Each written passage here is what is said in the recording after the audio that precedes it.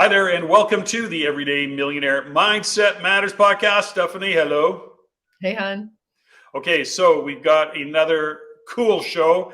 We're coming off of a show that we recently did in terms of intentions and setting powerful and clear intentions. That opens up another conversation as they all seem to link together. Not surprised by that. But in this particular show, we're talking about trust. And there's a lot to kind of dial in or unpack in the word trust, how we're affected, how we set ourselves up to not be trusted unintentionally. And so let's just start to break things down. Trust is an interesting word, isn't it? Like, I think about all the times where I've said, well, I trust you. Do you trust me? Well, I think I trust them. Do you trust the process? The word trust gets used and thrown out all over the place. And I think sometimes it can be a blind spot for people. So I'm really glad that we're digging into this today. Well, there's okay, I'll try that again. Well, there's a fundamental that, there's a presentation I do on an ongoing basis. I think I've done this on the podcast before, and what I call the 4 dimensions of trust. And I want to expand on that. Now, the 4 dimensions of trust that I speak to is, the first dimension being truth.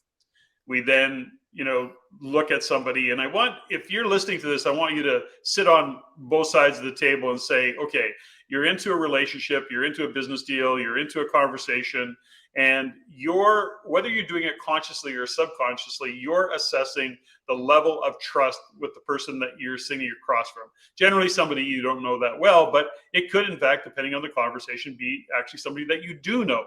Having said that, on the other side, they're doing the same with you. Okay, so let's just create that kind of picture in our minds of this conversation around trust as we talk about, and I'll explain the 4 dimensions. The first one being truth.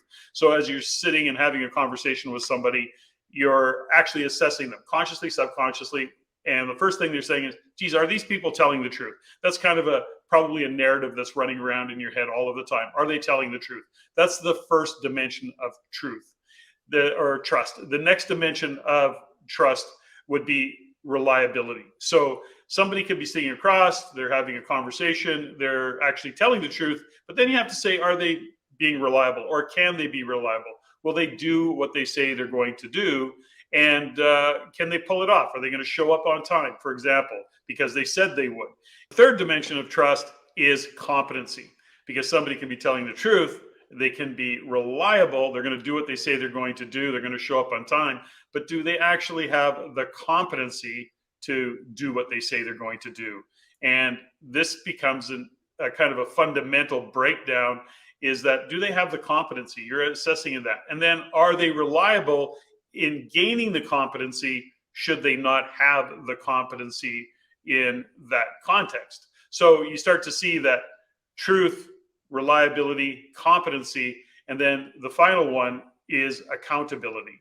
So will they hold themselves accountable for whatever results that they get or not get, but will they take not only responsibility, but will they hold themselves accountable for the result, whether that be, if it's a contractor, doesn't deliver, he says, no problem, something, the team screwed up, I miscalculated, no problem, I'll own that. And, I'll own that, and I'll be accountable for that, in that I made the mistake, and therefore you don't have to pay as much, and or I'm not charging you at all, and or we're making a correction. That's in the context of a contractor. So you follow along that? You want to expand on that at all? Well, I love that. It kind of dovetails beautifully into the 4 agreements as well. But these 4 dimensions of trust, each one standing alone, is really important. But when you put them all together, and if somebody, or if myself or somebody that I'm doing business with hits all of those things, it's much easier to make decisions, especially when they're values-based decisions or values-based goals, or maybe we don't know what's going to happen in the future, because we rarely do. But if we want to take a leap of faith and those 4 boxes are ticked, I find it much easier to trust and re-educate or reconnect to my intuition and make decisions moving forward if those 4 boxes are ticked. Beautiful. So this is going to be a great conversation. So folks, if you've gotten already, you're starting to see some value for this, or some entertainment value perhaps, but ultimately we got a lot in this conversation. But if you're liking what we're talking about so far, make sure that you like, subscribe, comment below, Let us know what you think about the show. We're going to try and grow this channel. That's our goal. That's our intention, is to bring huge value so that you want to be part of this Mindset Matters and the Everyday Millionaire community. So let's carry on with this conversation. So Stephanie, when we talk about trust, when we look at the dynamics of trust, we gave that particular example. Now I'm going to add 3 more dimensions to the 4 dimensions of trust. So it's going to be 7. But along the way, we start to say, well, what is the breakdown of trust? You know, when somebody's not telling the truth, when somebody says that they're reliable and they're not reliable, when somebody says, I have the competency, but they really don't have the competency. And then on the accountability side, they say that they're accountable, but as soon as something goes wrong, what do?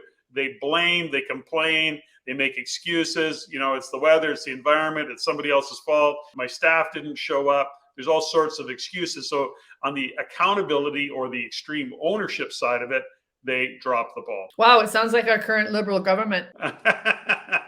It sure does. Well, I think it sounds like most governments on any given day, but let's not go down that path. That was an easy one to get me going down.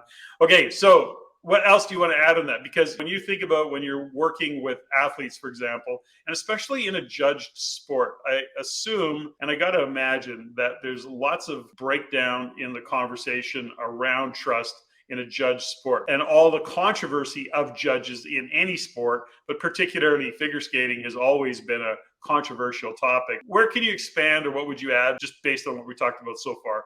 Wow, that's a really, really big topic. I mean, when it comes to trust in a judge sport, one of the hardest things to do is to teach or train an athlete to trust their training, to trust themselves, to trust who they are. Because truthfully, I don't think we can actually trust the judges, for example, because everybody has an agenda. And when you're judging something or someone, there's a reason you're a judge, is because maybe you're somewhat a judgmental person. But the judges are fans, they're volunteers, they want to do a great job. They want to help the athletes, for example, in figure skating or in gymnastics or diving, you know, but their ultimate goal is to judge, and they want to tell people what they know.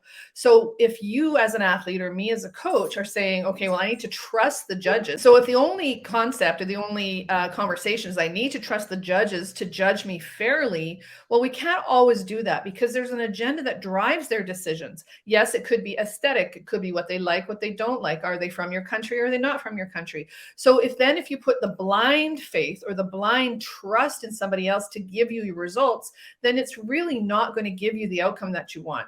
So in my world, and in any clients, even my business clients, especially when you're in a situation where you don't really know the person, is that to trust, yes, but then, as my mom always said, tie up your camel, do your due diligence, make sure that you're still looking after